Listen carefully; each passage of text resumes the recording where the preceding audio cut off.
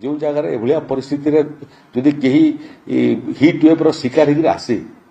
तार पई air condition एवं अन्य भेंटिलेटर युक्त रूम माने प्रस्तुत हो साराणी जदि से भाया किसी परिस्थिति आसे एवं किए हिट वेव शिकार हुए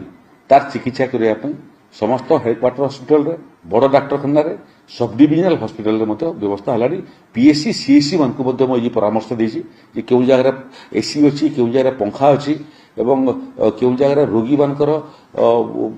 सुविधा केते अछि ताकू देखिया पे एनर्जी डिपार्टमेंट को डाकिथिलु एवं स्पष्ट निर्देश देछि जे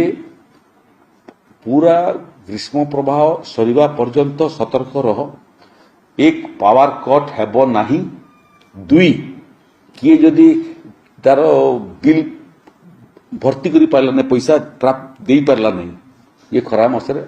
लाइन काटिबा भलिया अमानवीय काम बंद कर जहाँ करवा कथा खरा मास गला परे ग्रीष्म प्रभाव गला परे आमे बसिकी